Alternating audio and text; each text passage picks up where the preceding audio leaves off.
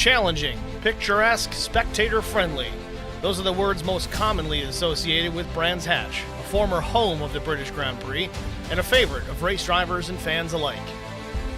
Situated some 30 miles southeast of London, Brands Hatch was the scene of motorcycle events in the 1920s on a 3/4-mile dirt track carved out of a forested bowl that continues to be a distinguishing feature of the facility. Following World War II, the oval was paved and modified to include the Druids Bend hairpin. With the construction of permanent pit facilities, Brands Hatch became a major motorsports venue in England. The facility was further enhanced in 1959 with the addition of more than a mile of racetrack that brought the full circuit to 2.3 miles in length. The original track serving as the nucleus for today's club circuit. Brands Hatch hosted its first major international race in 1960 when Jack Brabham won the championship Silver Trophy Formula One race and was selected as the site of the British Grand Prix 4 years later. Subsequently, Brands Hatch has alternated with Silverstone as the home of the British Grand Prix, producing many noteworthy winners from Jim Clark to Niki Lauda to Alan Jones. Although safety concerns saw the British Grand Prix move to Silverstone in '87, Brands Hatch continues to host leading international and national events including the World and British Touring Car Championships, FIA Formula 2 and British Formula 3 Championships, and the British Superbike Championship, as well as Formula Ford Festival, which has served as a springboard for the likes of Derek Daly, Mark Webber, and Jenson Button. Today, it's round 5 in a Lonestar Racing GT3 Series, and it's next on HBR TV.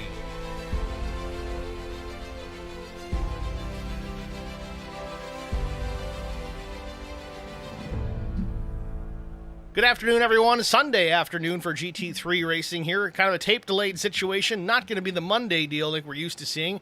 We'll be back live tomorrow at Watkins Glen, but for now, we're on the makeup date here at Brands Hatch. I'm Steve Singer with HBR TV, joined in the booth by Zach Millen. How you doing, Zach?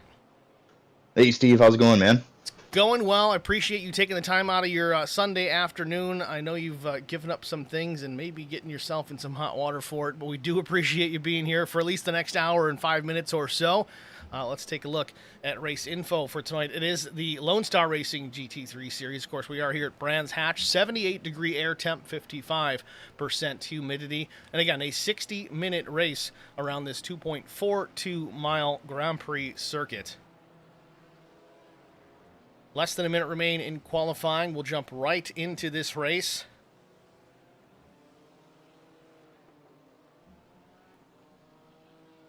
Take a look at practice times from earlier in the session. Nick Ciccato was fastest. Aldo Secklin, Gaston Masroni was third quick. Terry Crouch fourth. Kevin Burrows was fifth. And then so on and so on.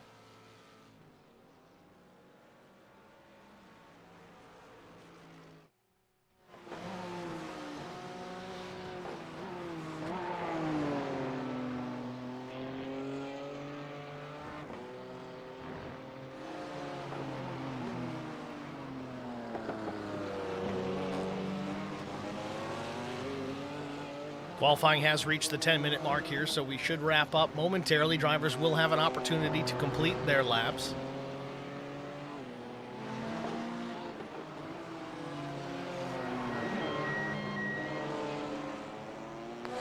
Nick Ciccato currently fastest, a minute 22.650. Although Secklin just off of that, maybe 0.02 of a second shy of P1. Brad Crouch at 23.099. Dave Seats, Kevin Burrows, the top 5. Andrew Locke has jumped up into the 6th position. James Vance, 8th. Daniel Clark is going to the hospital. Yeah, that just looks expensive.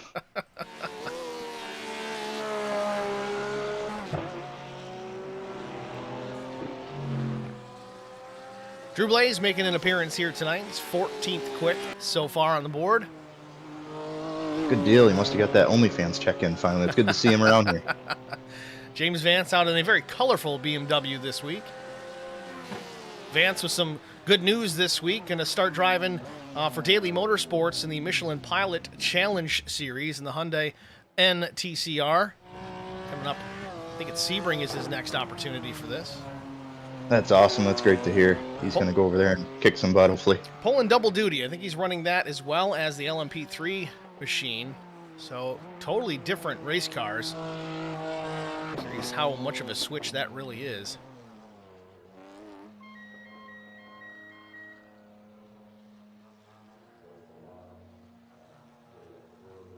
So, qualifying complete. Just finishing up here, final timing and scoring, making sure nobody had any off tracks. We'll get to our starting grid here in just a moment.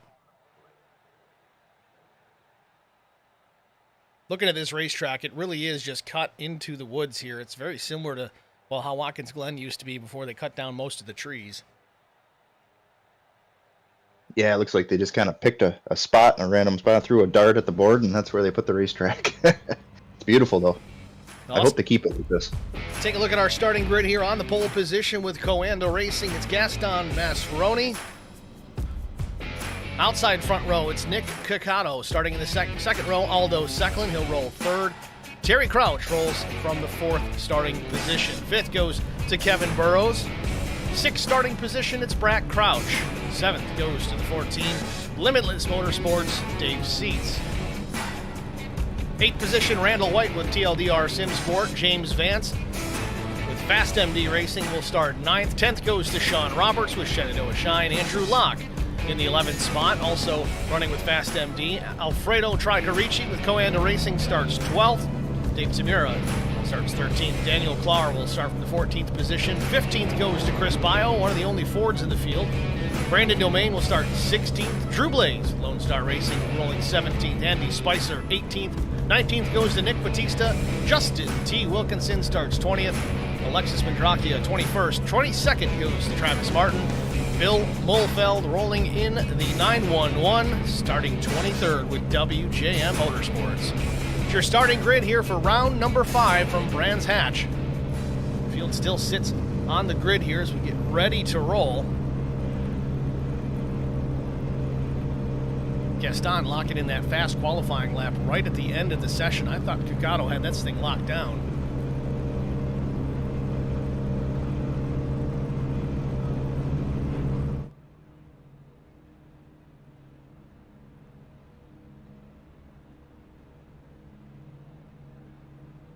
Usually I can't get the grid in before we go green, and we haven't even left the starting line. Are we going to go standing start here? No, there's a pace car. Well, that's a shame. I'd love to see the standing start at least one time. Just once. Maybe even with the pace car, you know?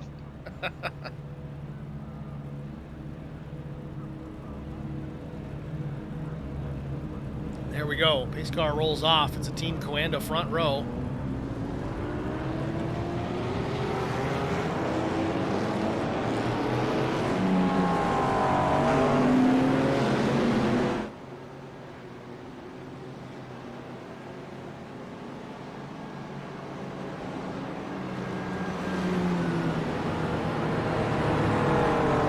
Well, Zach, a lot of times when we cover these Knoll Bowl races on Sunday nights, Eric and I pick a winner. So why don't you go ahead and tell us who you think is going to win tonight? Oh, man. I'm thinking Brack Crouch. I'm going to go with Brack. Going with Brack Crouch. Okay, it's a good pick. That was a safe bet, yeah. I'm going to go, I wouldn't say long shot, but I'm going to go... Do I want to do this? Because James Vance had to go to the back of the field.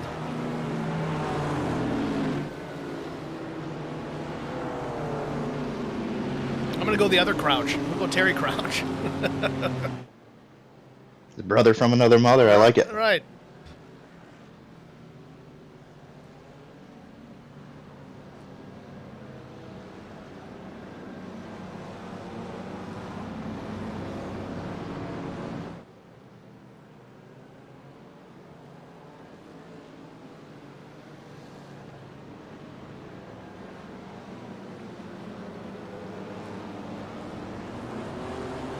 It really is a beautiful track. I just wish I wasn't so terrible at it. It's a tough place to get around. I like it too. It's just, again, I'm not fast at it whatsoever, but it is a really cool place. I think the thing to watch tonight, Steve, is some of these guys swinging a little too wide on exit and just dropping a tire into the grass. And once that happens, that car is going to whip around on you quicker than possible. It's going to be insane. Yeah, it's something to be concerned with for sure. some of these areas there's no curbing on the exit. It literally is just a white line and then the grass. So you get that car under load into the grass, you can end up backwards quickly or in the cat litter, whatever you call it. Here we are, pace car is in, getting ready to go to the green flag. Gaston Masroni under power, crosses the stripe, green flag in the air from Brands Hatch.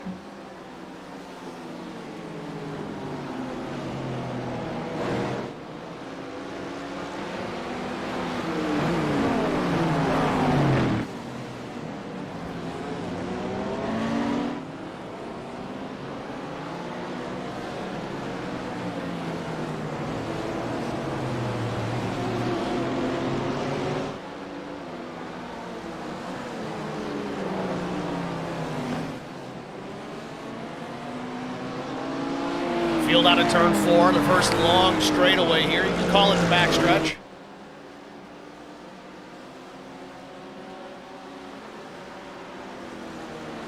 Top 5 already starting to put some distance back on the rest of the field. We got a battle there for those positions. I think it's Brad Crouch, maybe Randall White battling. See how wide. We get one car in the grass, keeps it on the track.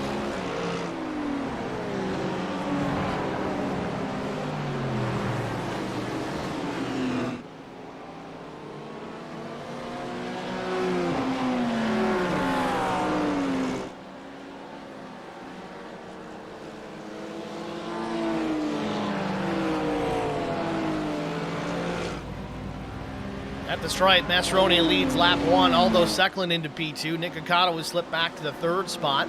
And it's Terry Crouch and Kevin Burrows. We'll pull the timing back up here so we can keep a closer eye on these things.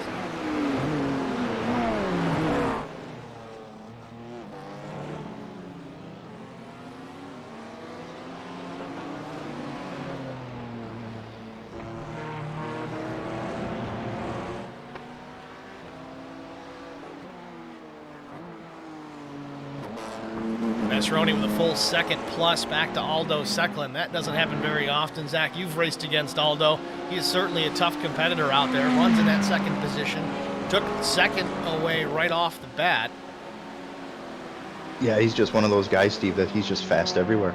But boy, when he's on, he is on. Pretty loyal to the Ferraris. There's one car off in the kitty litter. I think that might have been Terry Crouch. It was. Gets it out of the gravel trap, and he's going to lose a ton of track position and standings positions as he tries to get blended back into the field here. He's going to sit in the 16th position. Started within the top 5. So far, not so good. My pick not doing the greatest. That curse, Steve, never fails. Meanwhile, Brad Crouch in the 6th spot in RPM Racing BMW.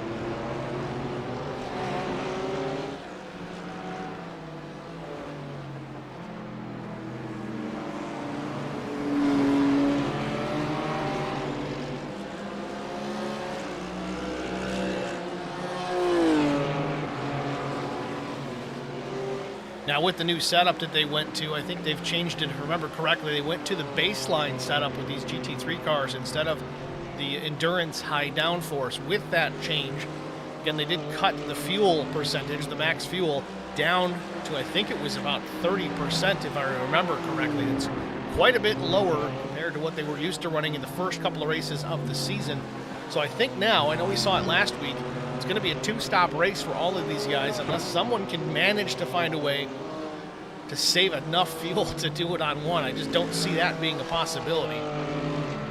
Yeah, I'm thinking one stop would be too much of a stretch. But boy, I do like this better.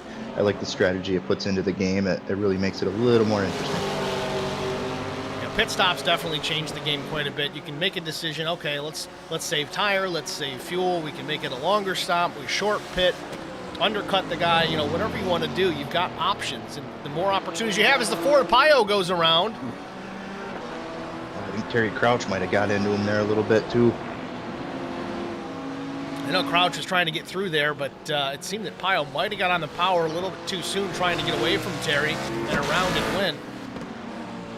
Again, I can't necessarily go back to that part of the replay because it requires me to hit the live button as soon as I do that. And if I hit that live button, race over. So I have effectively deleted it from my control system for now. Chris Pyle, though, back in the fray, up to the 21st position. And behind him, Bill Mulfeld, the 911 Ferrari, Garza Law Firm. Bill Mulfeld, one of the nicest guys. Definitely into this sim racing gig big time.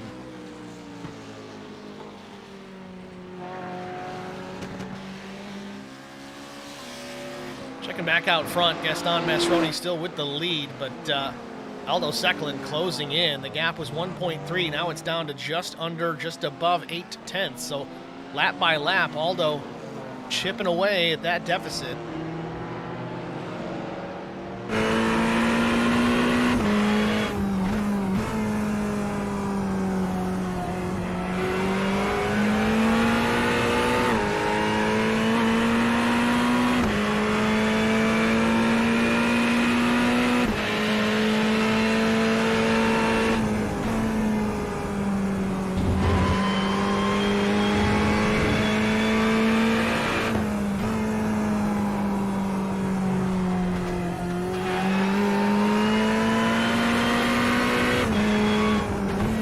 Might have been a little close call for Aldo right there on exit. It looked like the left rear just barely got into that kitty litter, and it was a good piece of driving by him. Yeah, he lost a ton of ground too. Remember, it was about 7 or 8/10 of a second between himself and P1 there. Now it's 1.4 if we're rounding up. Still some time left here. Again, a 1 hour timed race, 60 minutes. We're about 7 minutes in as they cross the line here to start lap 5. Secklin has about an equal advantage over third place running Nick Ciccato. Actually a little bit more, 1.7 seconds back to the other Coanda machine.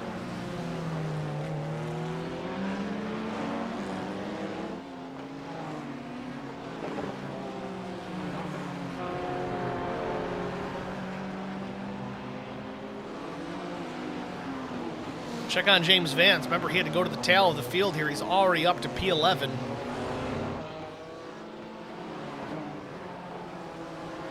Definitely not wasting any time. He's only about 7.5 minutes into this race, and he's flirting with the top 10. And I got to be honest too, I don't have laps around here in this particular car that he's in, the BMW, but it does seem to be better suited to tracks like this. It's flowing, it's fast, there's a lot of rhythm involved. There's only a couple of corners that are real heavy braking and drive out type situations. I think this place is really well suited to the BMW.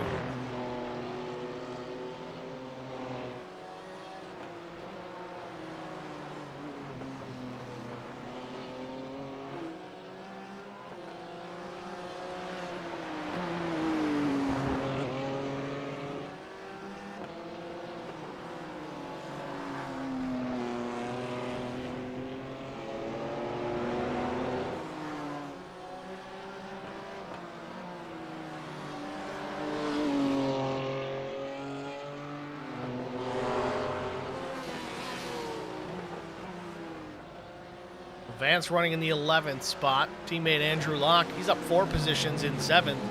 Also in a BMW. This place kind of suits his driving style. Raced with Andrew myself a bunch. I think you have too, Zach, but his biggest pet peeve about racetracks is straightaway chicane. Straightaway chicane. He does not like those high speed, then heavy braking, then high speed, heavy braking. He likes flowing racetracks, very much like this, you know, like Barber Motorsports Park. Tracks that just, you have to be quick to keep the momentum up. That's where he excels. He's doing a good job of it now. Again, started 11th, running 7th right now. And yeah, I'd have to agree with Andrew on that big time. I think a perfect example of what he doesn't like or what we don't like would be Le Mans. You know, it's almost like you lose interest going down the straight for so long, and it only takes about a half a second to miss your braking zone, and then it's all over. So I'm a little bit of both. I do like the flowing racetracks. I'm not as good at it. I prefer to try and make up time on the brakes. But yeah, Le Mans is kind of the exception there, because the way I describe it is, again, going down that long Mulsanne straightaway when you got those two chicanes. It's just like you're cruising down the highway in your passenger car at 80 miles an hour, whatever, and then all of a sudden, deer, and you slam on the brakes, and swerve out of the way, take a quick left, get back on the track, mash the gas, and go again. And oh crap, another deer. Yeah, it doesn't take much to take my attention away from that. So even if a bird flies by, it would be all over for me real quick. But like you even said, is you almost get bored. I mean, it's not that you're bored, but you can lose focus very easily. You're wide open throttle for such a long time, especially at Le Mans, that your brain can wander, especially if you're in the car for 2 hours, you're doing a real long stint. You can lose focus in a heartbeat, and then just like that, your race is over. Can't imagine racing 24 hours there. I don't know how those guys do it. It's absolutely insane. It's a true test of man and machine, for sure. Nasroni's still out front now. He's extended his lead now to 2.6 seconds over Aldo Secklin. And look at this. Aldo's going to have company. Nick Caccato rolling in behind.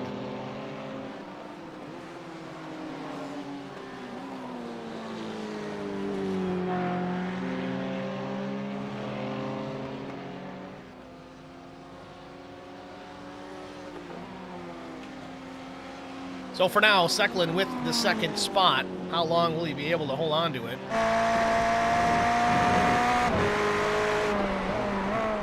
Aldo was just so strong in that first portion of the lap. You can see him actually gain ground on Gaston, but it looks like he kind of starts to lose the ground after that. It's interesting too, because I'm actually seeing he's driving away from Caccato on exit. Caccato's closing in on the brakes. A lot of that could just be driver line and where he's getting on the brakes and backing up his corner entry.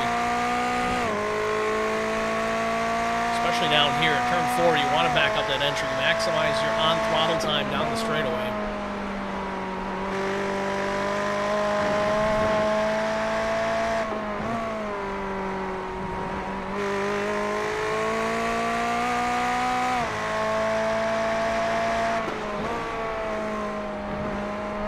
Caccato still runs in third, wants that second position back, but behind him it's another hard-charging BMW and Kevin Burrows.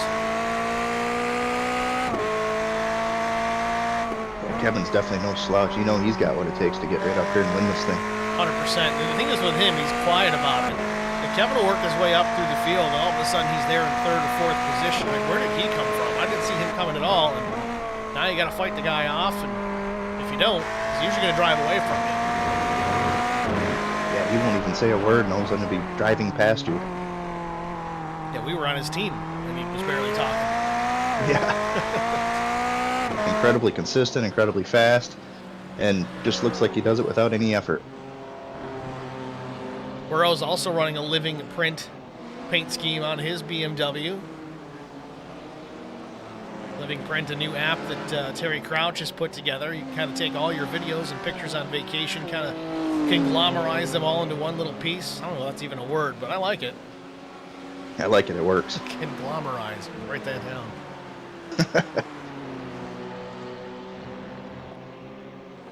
Speaking of Terry Crouch, though, he's still back in the 12th spot. Remember, he had a bit of an off-track, little excursion through the gravel trap. Made it out, but has some work to do still to get back up there. I would imagine he'd have some left front damage from that accident where the Ford spun out in front of him, but I don't know how much that would affect him here. Doesn't look too bad, does it?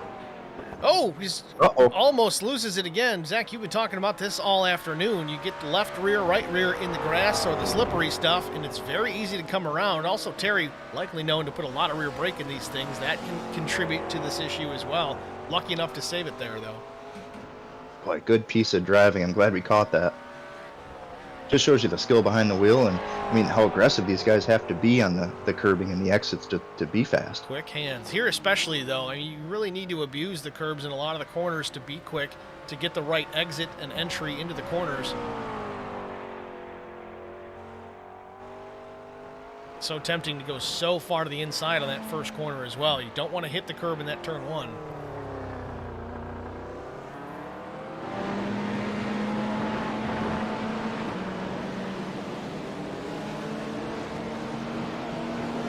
Checking on some other battles throughout the field. There's Nick Batista in 15th. Randall White in 8th. Blimp, a little difficult to get working here with all the trees. Yeah, we might have to put in for a drone shot that just gets below the tree line and follow these guys around. Yeah, but you got to keep the drone out of the tree. Otherwise, you lose the drone. We're going to have to get Brian Rose flying with these things. Yeah, right. Oh, we got a car off. It's the Mercedes. Dave Seats in trouble. Same spot I think Terry Crouch had his issues. Just runs wide. Again, there's no exit curbing there, so you're going right to the edge of the grass. Great driving by Dave not to come back out in traffic there. Gathers it back up, keeping an eye on that relative. James Vance takes advantage. He gets the spot. He goes up into the 10th position. Again, he started 9th. I see an indicator here on the first lap that James did go off track. Again, I can't go back to watch it, otherwise you're not going to miss the rest of the race.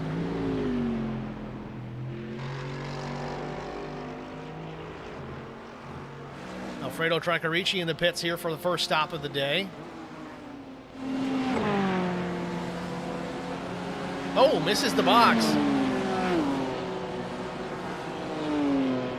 Not something you see very often in sports car racing. You see it very commonly in stock car racing, just because cars don't stop that well, especially when they're at lower speeds. You kind of stand on the brakes. Brake pedals are super stiff. Tires are worn out. You got to move the brake bias all around, and a lot of times you can slide through the box. But with these cars, even with old tires, you should be able to get the thing wound down in time. Well, it's like my life story every time I drive a next gen, Steve. I just can never stop those things. I have to plan a box ahead of my box to get it even close. Well, see, that's a whole different dichotomy there with the next gen car. Is, I mean, it is essentially the best way I can describe the next gen Cup car is if you bred a GT3 car with last 2 years ago's version of the Cup car, and that's what you got: bigger tires, bigger wheels, better brakes, diffusers, all that sort of thing. But still with that raw American horsepower under the hood. Just doesn't quite behave like a GT3 car, at least on the brakes. It's still quite a different animal in comparison.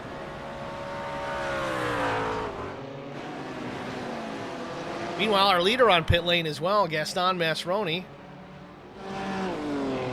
He's down and away, 15-second stop.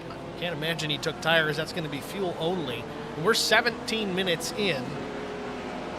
So let's try to do some quick math here.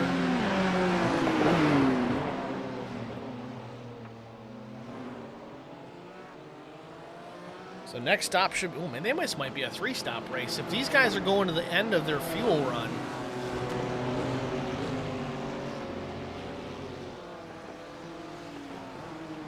they might need to make 3 stops, because if they're sticking to 17 laps, I think that's where we're in now, or 17 minutes. Again, your fuel calculations based less on the laps, more on the time. 17 minutes in, guys are hitting pit lane for fuel. If they stop again, there's about lap 34.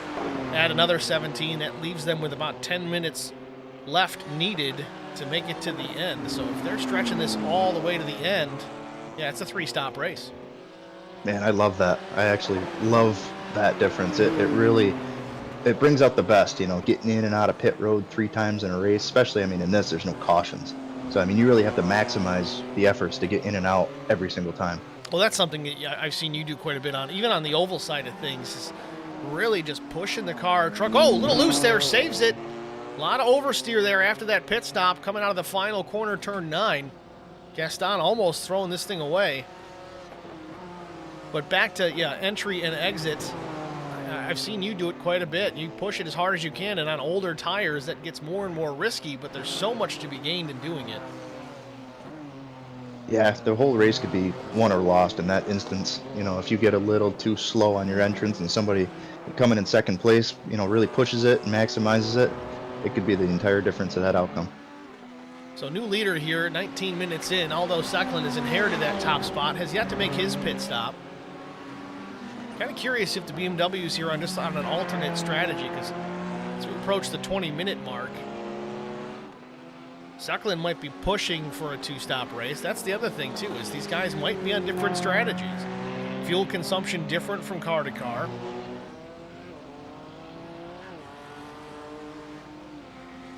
Kevin Burrows is in. So new top three, Aldo Secklin, Nick Coccato, Brad Crouch.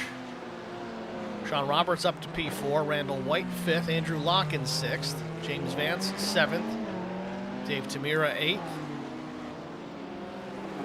Terry Crouch 9th,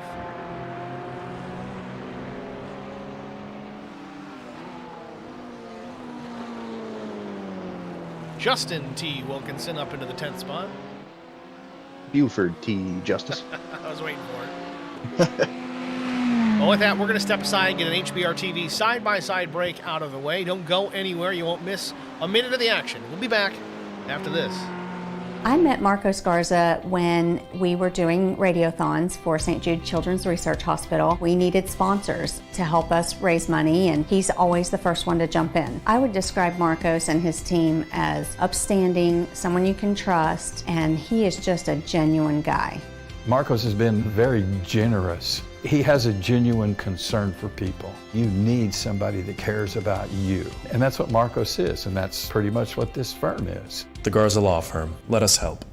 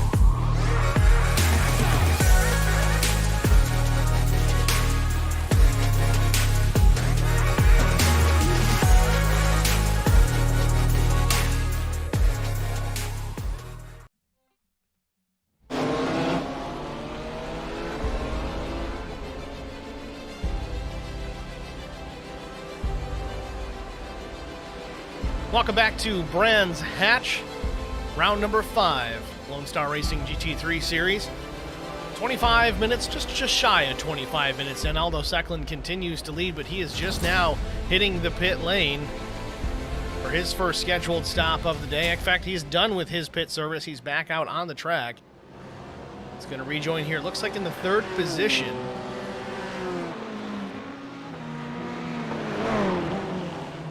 Terry Crouch in the pits as well. His first stop of the day. It looks like just about everyone has made their first pit stop of the first stint.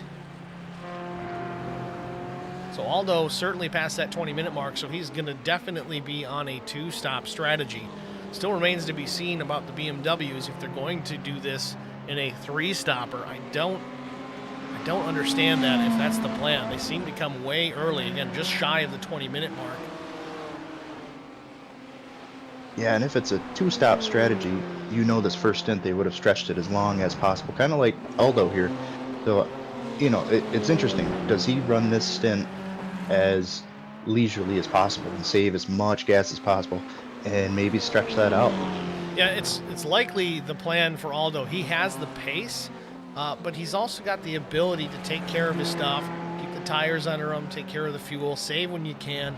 A lot of times in these road races, whether it's GT3 or even NASCAR style racing, a lot of times the driver that's the first driver to pit last, I guess is the description that you hear quite often, tends to have the best finish out of the deal. Again, no cautions we're going to have to worry about. Local yellows only unless there is a major incident where the track is completely blocked. But in all seriousness, we haven't had that kind of problem since last season when we were running the prototypes with GT3 cars, and I think that was Long Beach where everybody wadded it up on that first lap. That hasn't happened. Didn't happen in the first season. Only happened once last season, and I don't expect to see it now that we got everybody all stretched out here at the track. Yeah, I remember that one. That one was a absolute roadblock in that situation. Now, I will admit, and I know some guys are concerned about the class racing, but it did bring a lot of eyeballs in. It did bring a lot of drivers in that wanted to run different classes within one race. And on my end, even as a broadcaster, I thought it was a fun one to watch. Did you run any of those? You ran some of those in GT3, didn't you? I think so, yeah. Maybe 2 or 3. So right now, it's Nick Ciccato, Gaston Masseroni, 1 and 2. Ciccato started outside front row. Masseroni on the pole. Sits 1.2 seconds behind Ciccato. Again, both Team Coanda Racing drivers.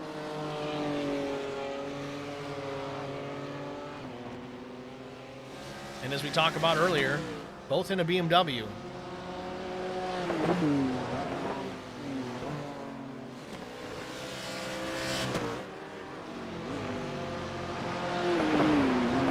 Now, Steve, if you were James Vance in this situation, does it benefit you at all, that first pit stop, to just do fuel? Maybe gain some track position? Yeah, because even with just fuel only, which he's already pit, and he went 12.9 seconds. He's always quick in the pits. Now, I don't know if that's just because he's better with the fuel calculations or what he's doing, but in a 12-second stop to just take fuel, there's no benefit to take tires. It's only 25 minutes in. You look at a full stint in an endurance race in these cars, you're going 52, 54 minutes usually before you're even in the pits. So, honestly, I don't think these guys change tires at all. Yeah, I feel like he made up a lot of ground through those pit stops. You look at the track temperatures here, 78-degree air, 93-degree track temp. Even with the full sun, it's not that hot. Tire wear likely to not be an issue. I know they do allow these guys to change tires and fuel at the same time now, but even still, and we got a car around. I think it's Masseroni. It is. Oh, no. It's the 3 of Gaston Masseroni, the pole sitter, in trouble, trying to get it righted. I can't hit the replay button. Oh, he's in trouble. He is broken. But I'm going to rewind it because that's just the kind of guy that I am. We got to see what happened here. Yep, this is a big one. Oh, that was a big one. This thing started a while ago. What happened There's a lot here? of arm pull.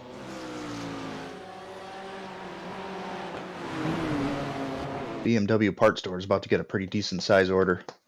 Oh, gets the left rear in the grass. You talked about it That's all earlier, it takes. Zach. Yep, that's all it takes, unfortunately. He did a But good job of trying to drive out of it. Oh, just applies the gas just a hair too soon. And he's going to get a big chunk of Armco here. Ooh.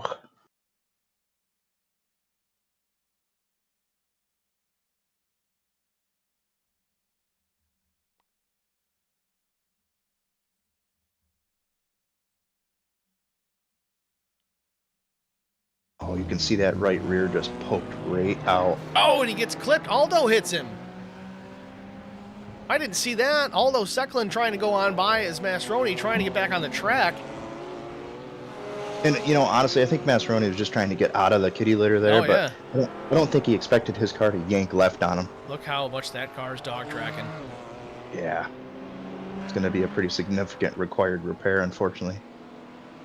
I mean, at this point, as slow as he's going, he's probably better off just to tow. Yeah, the possibility of spinning out again here, Yeah. you can see him struggling.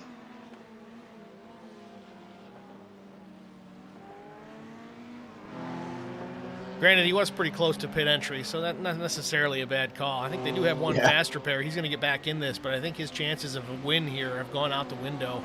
Man, that car is beat up. And timing-wise, it just couldn't be worse. We're right in the middle of the stint. It's driving like the 2006 NASCAR Cup car. Yeah. Down the straightaway. Basically driving out of your passenger window. So Gaston Masseroni in that number 1 pit box. Looks like he's going to take fuel as well, but hopefully he had that fast repair checked. I feel like he's in there a real long time, and I don't know, from here, that left rear still looks kind of messed up. I hope he had it checked.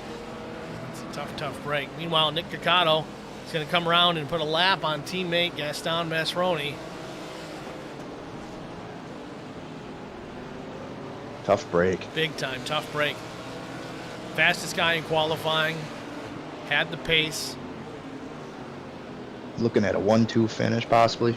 Now, we're only halfway here, 30 minutes in. There was still plenty of racing to be had, but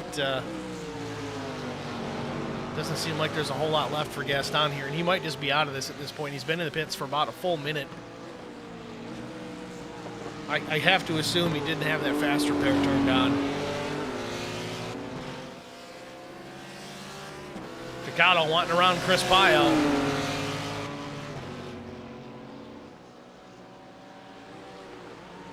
Now, you will see guys flash the lights at each other here. I don't think that was an aggressive light flashing there because they were on the straightaway. It was, I think, more of a, all right, bud, I'm quicker, and I'm going to go around. Don't change lanes.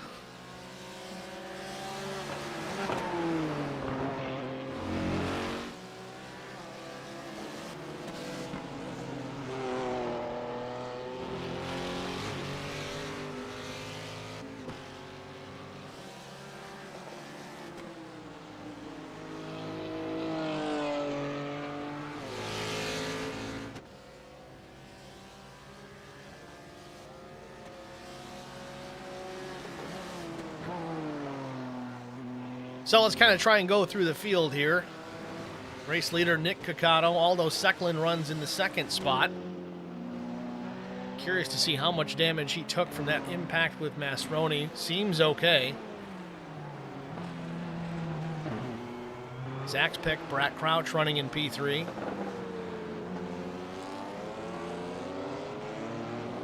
And Zach, as you pointed out earlier on, James Vance up to 4th from dead last. Yeah, that's a heck of a performance already, and we're only halfway. I'm eager to see how far you can make it up through this field. He's got time. He's 12.9 seconds behind Nick Ciccato. Vance just ran a 23:38. Leader Nick Ciccato a 24:10. Wow, that's huge. There's time. So, might be a little foreshadowing here. Again, I didn't look to see who won this race. But James Vance and I, we chat once in a rare occasion. Usually it's right after a race or something to that effect. But, of course, we're on a tape delay. This race ran last Monday. And I think it was Friday. I had planned on doing the broadcast that we're doing right now. Other things happen, conflict of schedules, whatever. And I got a message from James. He says, hey, I saw you were going to go live. Are you going to broadcast the race still? Just a little foreshadowing. I like the way that sounds, though, Steve. Maybe he goes worst to first. So we're going to have to keep an eye on the 87 of James Vance here. Again, I didn't have any conversation with him about it after the fact, other than, hey, yeah, we're going to run it later on this weekend, which we're doing right now. But we're 33 minutes in. Vance, again, started dead last because he had the EOL, the win penalty. He's worked his way up into the top 5, runs 4th right now. 12.6 seconds behind leader Nick Ciccato. We'll see if he can make up that ground and put a challenge on to the Team Coanda machine. Randall White runs in the 5th spot, TLDR Simsport. Sean Roberts having a good go of it here in the Porsche. God, I love that car. Yeah, me too. It's just perfect. Absolutely perfect. You know, speaking of Sean Roberts and the Porsche, let's ride on board and get a listen. Yes, please.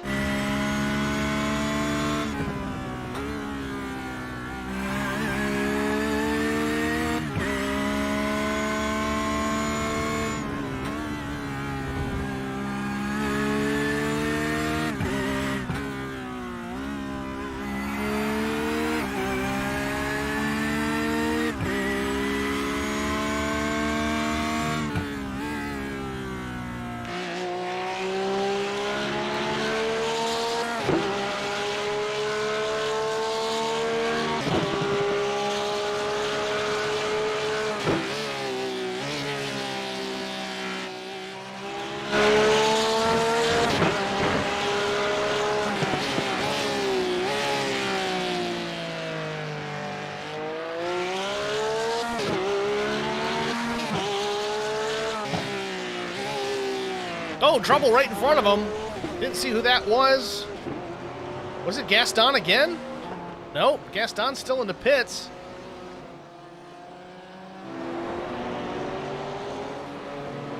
Tough to say. Was it the Mercedes? No, he's out. Bill Molfeld's on track. Nick Batista, Andrew Locke. No, I don't think he was involved in it. Maybe he was. He's back to 16th.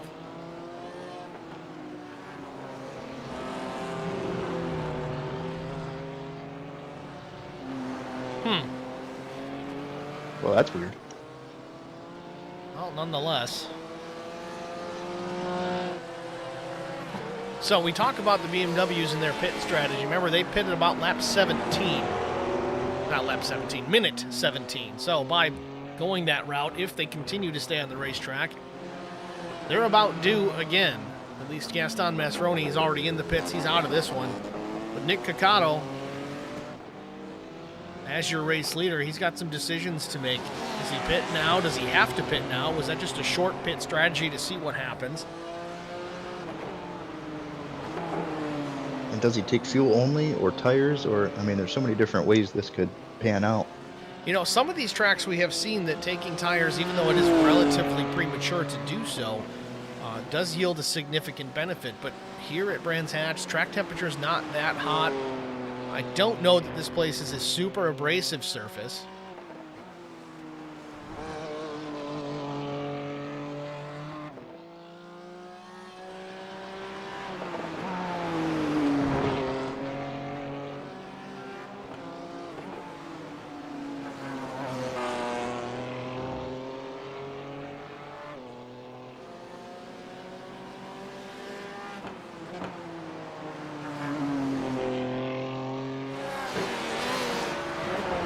Terry Crouch has worked his way up into the 7th spot after his struggles. He's still fighting it. Plenty of time to go for at least the top 5 if he can get it there.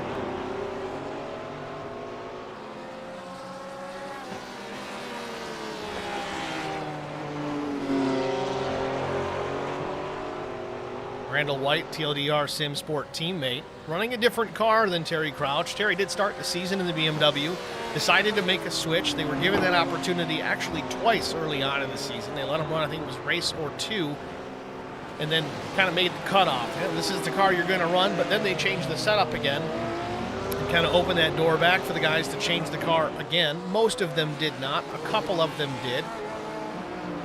Chris Goins was one of them. He's not in the race tonight.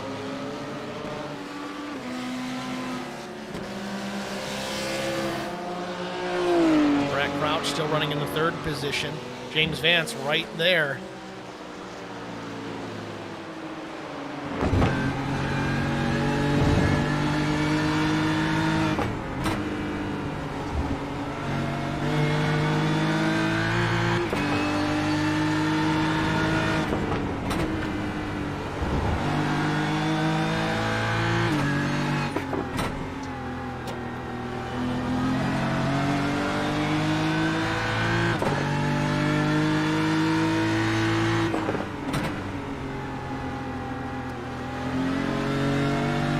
Hits pit lane.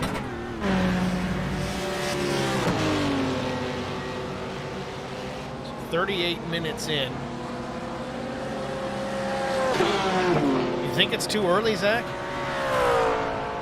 Well, I don't know. I think it might be close. But another thing to look at too is if Vance caught these guys, he would be out there wasting time technically, trying to look for ways to get around them. Because obviously Bracken, Aldo wouldn't let him by any means. So he's going to be out there kind of slower lap times looking for ways around them. So by pitting now, he's not really losing any ground. He's getting it done and over with, and now his pace on the track, he should be catching him. Yeah, he just needs to go out there and turn laps now. If he's get some daylight out in front of him, he can just be consistent. Doesn't need to battle. Now he's kind of undercut all these guys, not necessarily on the tire strategy sort of thing, but just the pit strategy alone.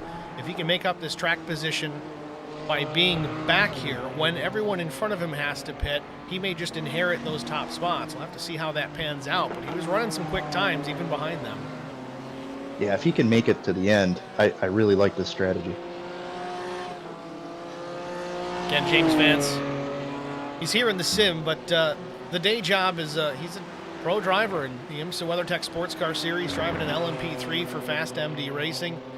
Also just recently announced this week, he's going to drive the Hyundai NTCR, the Michelin Pilot Challenge for daily racing. Looking forward to that coming up to Sebring. Which I'm kind of wondering, is that why he's spending more time in the sim in the GT car as of late? Remember last season he was in the LMP2. Yeah, that could be. Don't know how much translation there really is back to the TCR car, but certainly much different than an LMP.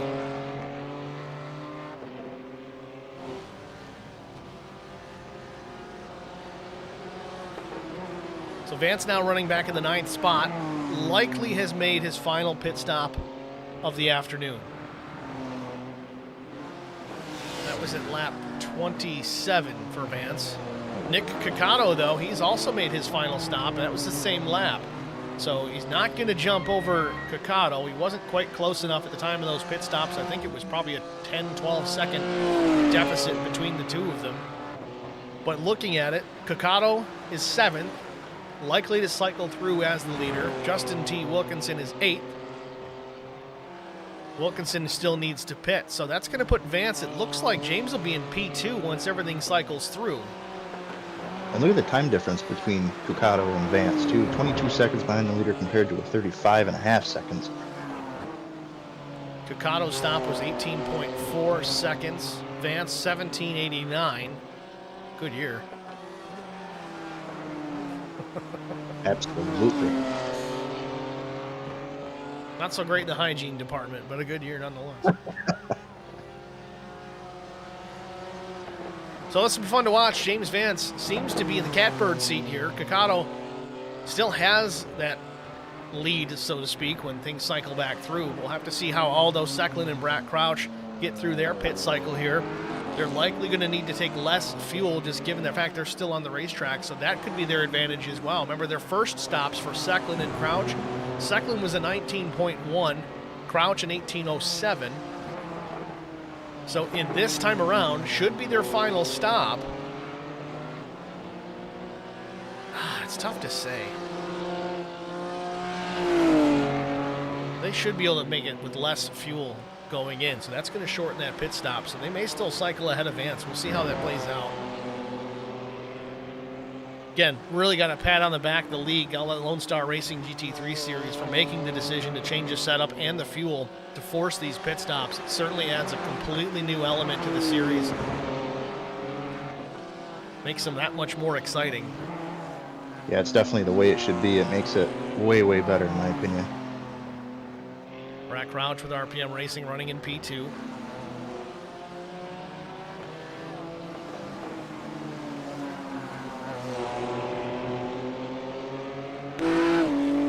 Looking back at James Vance as he tries to close down on Justin T. Wilkinson for the 8th spot. And we're 43 minutes in. I hate to do it, folks, but we got to jump out and get one more break out of the way. It will be an HBR TV side-by-side. Stay with us. You won't miss a second of the action. I met Marco Scarza when we were doing radiothons for St. Jude Children's Research Hospital. We needed sponsors to help us raise money, and he's always the first one to jump in. I would describe Marcos and his team as upstanding, someone you can trust, and he is just a genuine guy. Marcos has been very generous. He has a genuine concern for people. You need somebody that cares about you. And that's what Marcos is, and that's pretty much what this firm is. The Garza Law Firm. Let us help.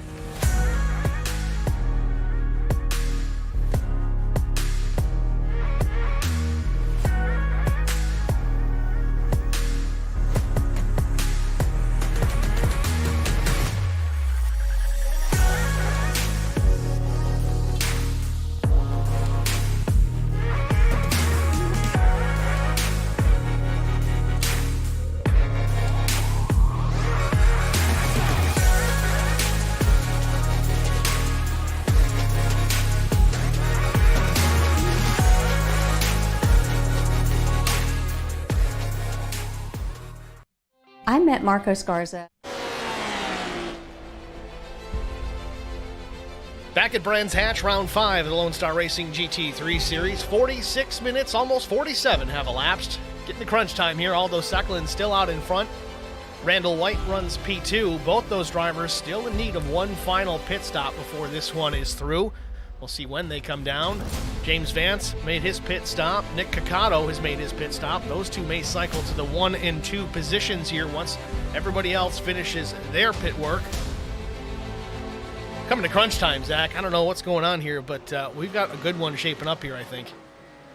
Yeah, I love it. I love this new strategy. I love how these guys really have to, put a lot of thought into when they're stopping and how much gas they take, tires. I mean, it's great. This is way better. Brad Crouch in the pits, his final stop of the afternoon.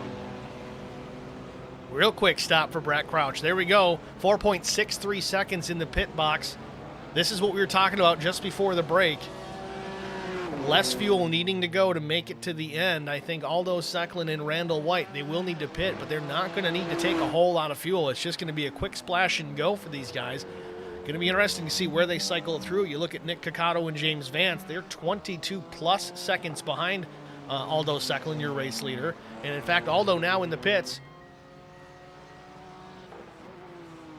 I'm thinking this will be pretty much the same thing, just a splash and send it. Well, this will confirm our suspicions. We'll see how long it takes. Aldo Secklin in his Ferrari comes to a stop. 3 seconds, 4 seconds, 5 seconds, still ticking. Lots of time here. Ferrari sucks down a lot of fuel. 11.62 seconds. So it's still about 5 seconds faster than James Vance's stop was. So not a whole lot of time lost in the pits. But Nick Ciccato is taking over the top spot. Randall White, 11.2 seconds for him as well. Comes out right behind Vance. So James Vance up into the P3 position, right?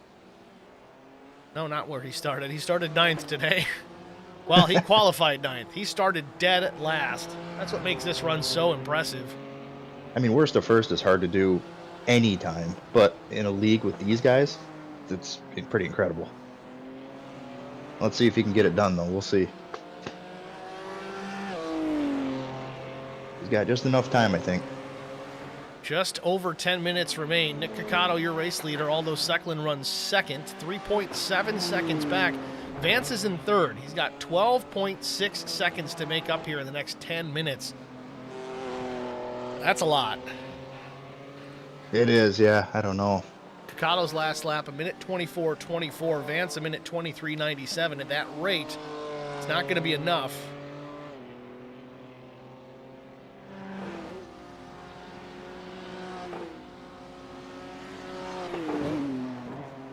I'm anxious to see some lap time by Aldo and see if he might even be closing it up. Aldo's last lap, 1:26.89. Not the fastest by any means. I don't know if he just ran into some lap traffic that slowed him up. Oh, he spins the car. Aldo doesn't quite go all the way around, but gets her sideways, facing the wrong direction for a brief moment, gets it going again. That's going to cost him some time. It's going to close the gap between himself and Vance quite a bit. Within 2 seconds now, I think Vance is. 4 seconds. Yeah, you can see him back there.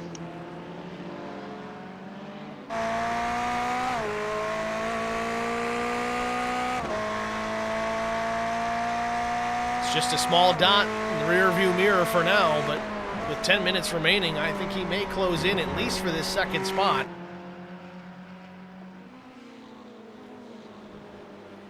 I mean, how many times have we mentioned that this race, Steve? How on edge these guys are just to be making these lap times. Well, we talked about tire strategy and how you could probably go the whole race without changing them, but yeah, things are going to change as far as the handling characteristics of the car. They will get a little less sticky, so to speak, but the guys are at a point where they're pushing, so it's a combination of worn tires and increased aggression. Aldo wanted to roll. Yeah, he did.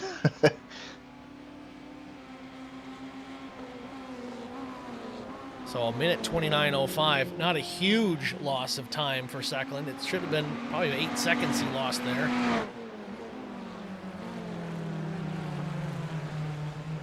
Vance has cut a full second into that deficit in just the last one lap. Nick Bautista yielding to the faster Secklin.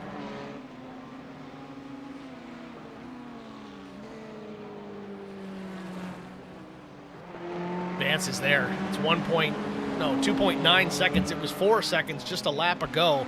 Aldo's rattled. He's trying to get things reconstituted here, get everything back together in his head. He's just got to get the laps. I bet those tires are real hot, too. Well, yeah, that's the other thing, too. If you do spin the car out, you're adding all that friction into them. They smoke for a reason, folks. They're getting awful hot.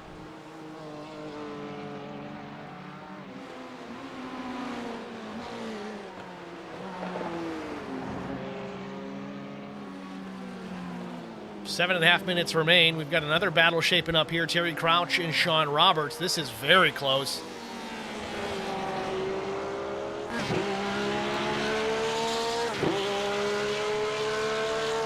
You know they're close when you can't see the whole front end of the car. Yeah.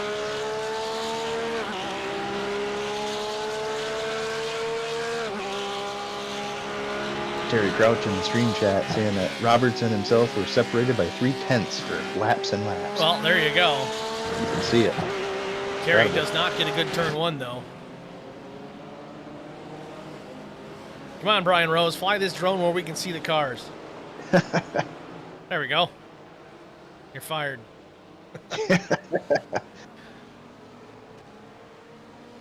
So Roberts puts a little bit of distance on Crouch. Man, look at Terry close the gap under braking.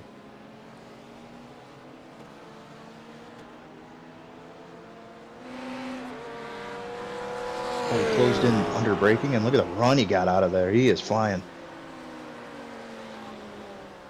Uh-oh. Disappearing Porsche might make things pretty interesting here. Can't have that. Oh. Checking back on Aldo Secklin here in the second position. He still has 2.5 seconds back to James Vance. That battle not quite ready to materialize. This one's still hot and heavy, though.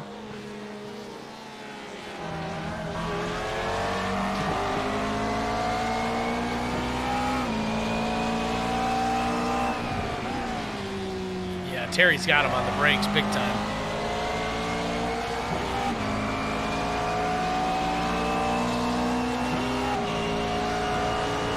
Taking a look inside turn number 1. He's there. Oh, side by side. Might have even been some contact. They race down into turn number 2. Again, on the brakes, Terry takes the spot. Nice job.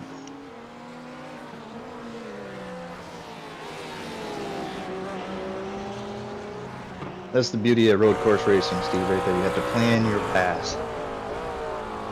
Just done masterfully by Terry. Terry's got the flamethrower out the back to distract Sean the rest of the way. Yep, exactly.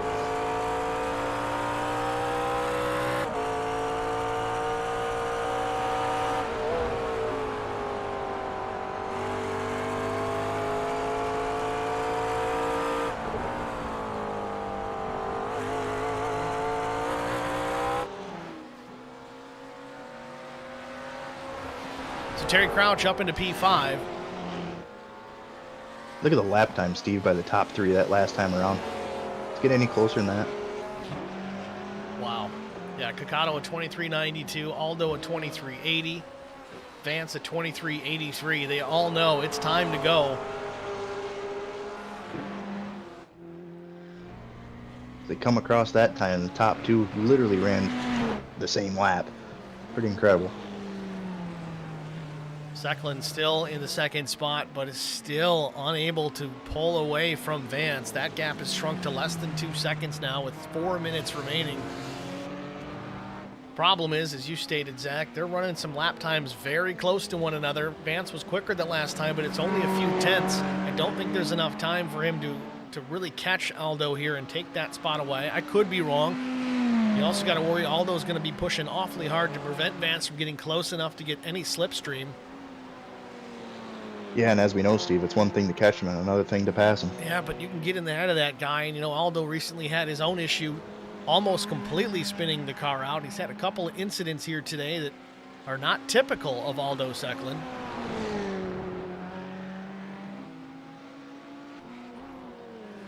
Meanwhile, Nick Kakado running away with it, 9.8 seconds.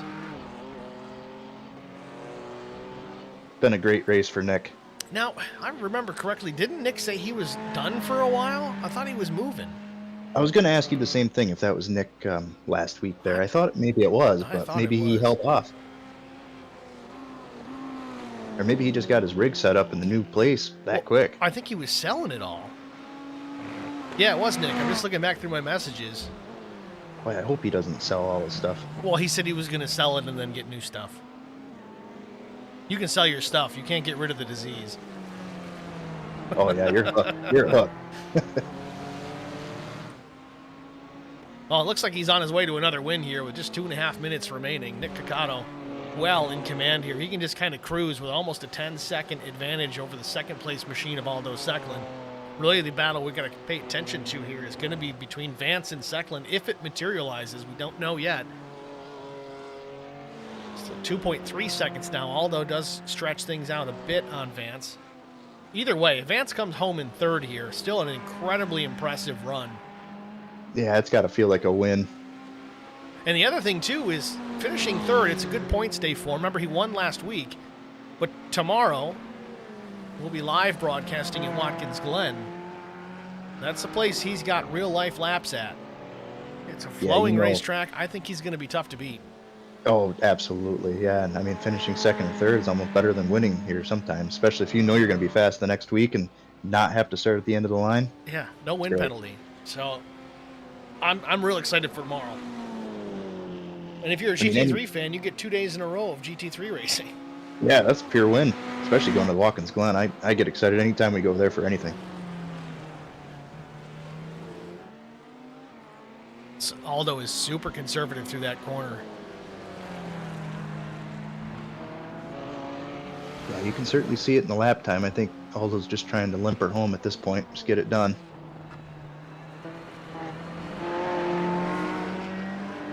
Tire is starting to affect that Ferrari, it looks like. 60 seconds on the clock.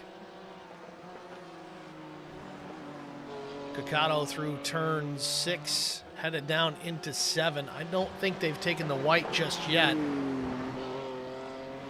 There's a chance he might have taken the white. There's a chance. If he can get back to the line before this gets to 60, we get one more lap to finish.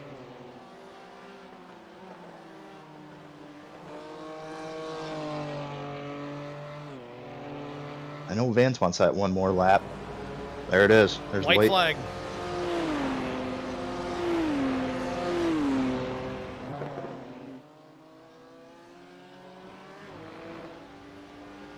Vance is flashing his lights out. It's like, I'm coming. I'm coming. I'm right here. Oh, Vance almost goes too wide. Just inches from the gravel.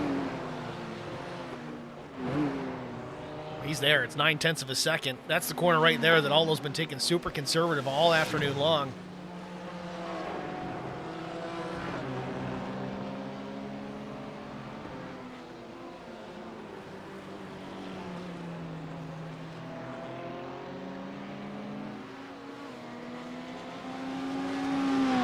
Leader Nick Kakado into turn 5. Heads down into 6. Just a few more seconds here. We're going to be done. Strong run for Nick Kakado all afternoon. Started outside front row. Struggles from teammate Gaston Masroni. Ended up wrecking the car, unable to finish. Kakado had the lead at the time, so this was not a gift. He earned it. Down into turn 9, the final corner. Nick Kakado out of turn 9. He's going to win here at Brands Hatch. Keeping an eye on the battle for the second spot, Aldo Secklin. He's going to have it. Not by a lot. Half a second. Vance had the time, almost enough time. Another lap or two. I think we would have had a great battle to watch for these two. The top three is Nick Kakado, Aldo Secklin, James Vance.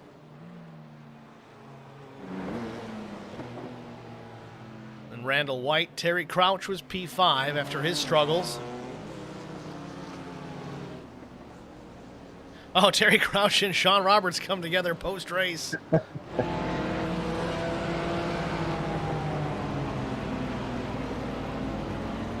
drivers finishing their cool-down lap. Let's take a look at our race results. I think they are available. Yes, indeed, they are. Of course, we will not have our interviews for this particular event. They're all home doing their own thing.